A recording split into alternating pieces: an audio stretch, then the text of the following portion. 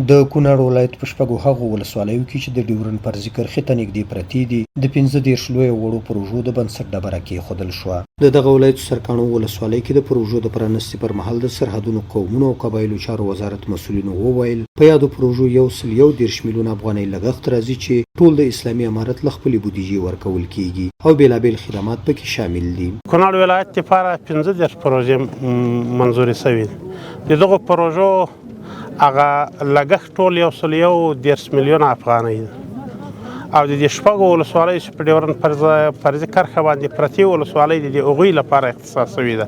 ناړۍ ولسوالۍ، دانګام او منوره ولسوالۍ او شلتن سرکاڼو ولسوالۍ او خاص کونړ دغو لپاره اختصاص شوي دي او انشاءالله نن رسما دغه 15 پروژې افتتاح شوې. هغه همدارنګه وایي په یادو پروژو کې سړکونه، ویالې، سربندونه، پلچکونه، د څښاک پاکې اوبه او نور ګڼ هغه خدمات شامل دي چې تر اوسه ورته په یادو ولسوالیو کې ځایي خلکو لاسرسی نه درلود او له امله یې له مشکلاتو سره لاس او ګریوان وو. دغه پروژې د 15 پروژې په مختلفو بخشونو کې دي.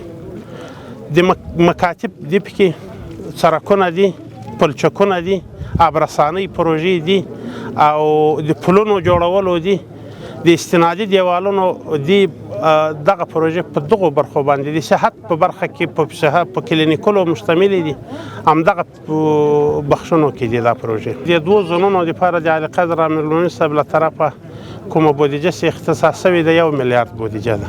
همداراز د کونړ مرستیال والي په خپلو خبرو کې وویل کلونه د کونړ ولایت هغو ولسوالیو ته چې پر ډیورنډ کرښه پرتې دي هیڅ ډول خدمات نه دي ترسره شوي او په هیر کې ساتل شوي. هغه وایي په دې پروژو سره به د خلکو ستونزې تر یوه بریده حل شي خو په راتلونکي کې د ورته نورې پروژې هم تطبیق شي ځکه یادې سیمې د جګړو له امله ډېرې ځپل شوي دي.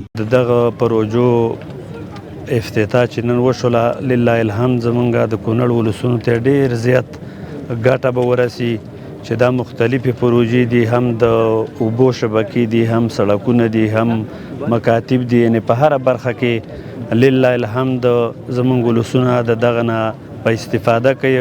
ځایي خلک بیا خوښ دي چې په ډېرو لرو پرتو سیمو کې ورته د بیا رغونې او نورو اسانتیاو برابرولو برخه کې داسې پروژې پلي کېږي چې دوی تمه درلوده خو وړاندې ورته هیچا پاملرنه نه وه کړې. دوی وایي مسؤلین د سرحدي سیمو ته پاملرنه لا نوره هم زیاته کړي تر څو اوسېدونکي په هره برخه کې له خدماتو برخمن شي.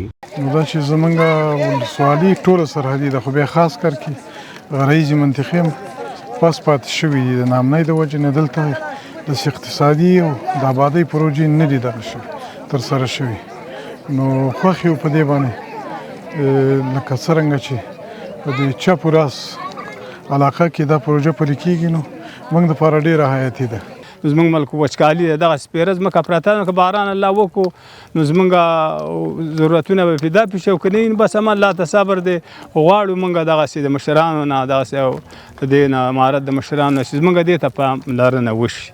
مسؤلینو همداراز وویل په یادو شپږو ولسوالیو کې به په راتلونکي کې ګڼو نورو برخو کې هم خلکو ته د هغوی له غوښتنو سره سم خدمات ترسره کوي تر څو له شته ستونزو خلاص او په راتلونکي کې سوکاله ژوند ولري. سحرګل احساس، امید راډیو، کونړ.